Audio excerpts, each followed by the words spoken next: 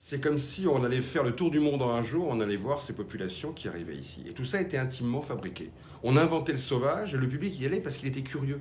Il voulait voir des personnes qu'il ne verrait jamais de sa vie. Il n'y avait pas la télévision, il n'y avait pas le web, il n'y avait pas à l'époque les réseaux sociaux. Donc la meilleure manière de voir le monde, comme on ne pouvait pas aller les voir chez eux, c'était d'aller les voir au jardin d'acclimatation.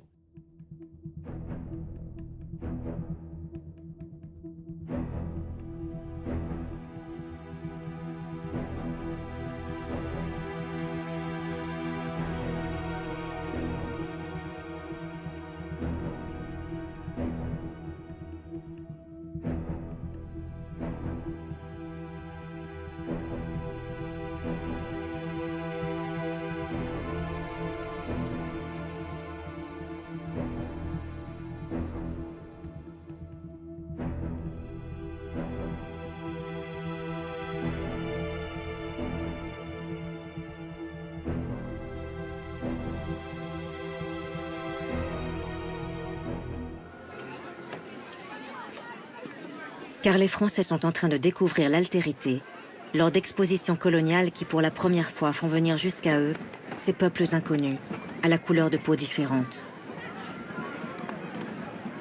À Lyon, Nantes, Toulouse ou Marseille, ces expositions connaissent un grand succès.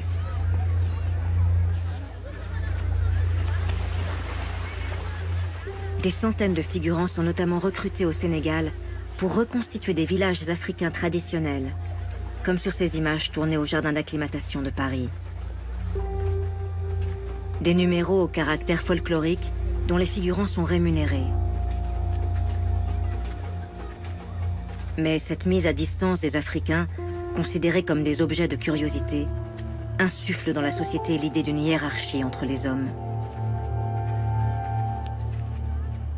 Et ces indigènes, comme on les appelait alors, que l'on exhibe avec leurs coutumes ancestrales, deviennent automatiquement, aux yeux du public, inférieurs aux Français et à leur civilisation.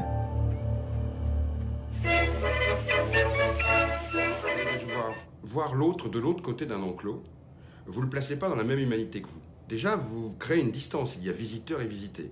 Il y a bien sûr derrière un racisme qui est sous-jacent, puisqu'on considère qu'il y aurait des populations supérieures et des populations inférieures. Il y a aussi le monde du spectacle et du divertissement. Tout ça doit faire spectacle, sinon les visiteurs ne paieraient pas leur ticket. Et puis, il y a cette curiosité naturelle qui est inhérente à l'être humain, d'aller voir ce qu'il ne connaît pas.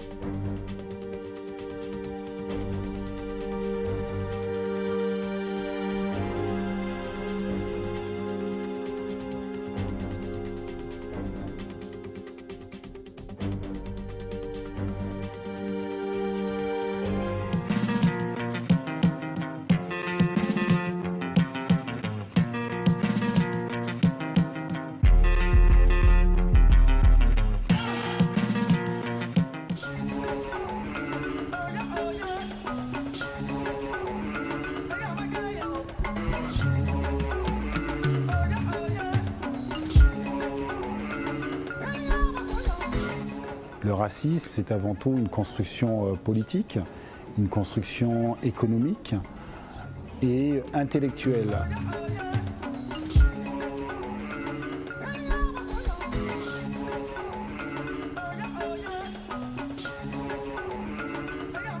De génération en génération, on a construit la domination des hommes sur les femmes.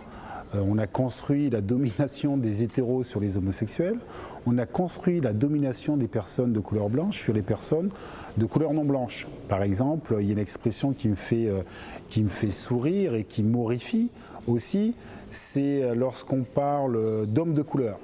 Donc il y aurait des hommes et des hommes de couleur. Ça veut dire qu'ils ne font pas partie de la même catégorie. Et donc les hommes de couleur seraient les personnes qui seraient de couleur non blanche, parce qu'on a dit qu'être homme, c'est être blanc.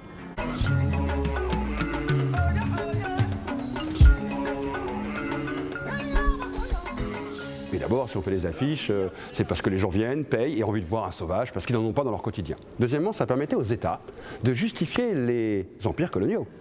Parce que d'une certaine manière, vous démontriez à travers ça la richesse impériale, à travers les animaux, les hommes, les maisons reconstituées, mais surtout vous prouviez que vous dominiez ces populations et que les empires étaient faits pour durer 1000 ans. Quand la Belgique en 58 fait un village congolais, c'est pas pour dire que la Belgique va perdre le Congo 2 ans plus tard. Elle croit encore qu'elle va le garder. Et troisièmement, c'est une source pour les savants, pour légitimer leurs traités sur la hiérarchie des races et autres. Vous avez donc 3 intérêts qui rentrent en jeu. L'intérêt du spectacle, avec le grand public, l'intérêt des États et l'intérêt des savants. C'est pour ça que ça a marché. Mais c'est aussi pour ça que ça va s'arrêter. C'est qu'à un moment, le public sera lassé de ces spectacles, puis ira au cinéma voir King Kong ou Tarzan, beaucoup plus ludique. Les savants n'auront plus besoin de mesurer ici, ils iront là-bas. Et les États n'auront plus besoin de légitimer ce qui est devenu légitime. Aux États-Unis, on interdisait les mariages interraciaux, l'eugénisme était en pratique dans beaucoup de pays, et les États coloniaux avaient légitimé leur domination.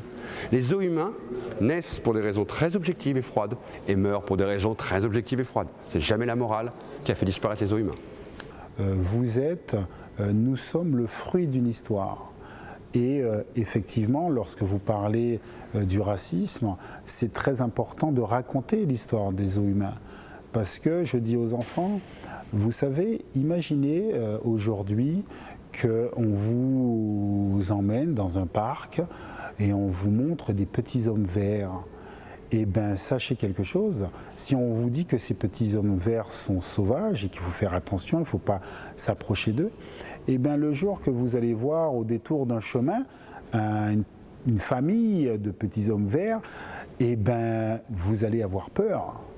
Eh bien, c'est ça le racisme, c'est qu'on met en place des schémas de pensée par rapport à un passé. Et rentrer dans cette exposition permet de faire comprendre pourquoi, effectivement, il y a des préjugés négatifs sur certaines personnes lorsque ces personnes ne sont pas de couleur blanche.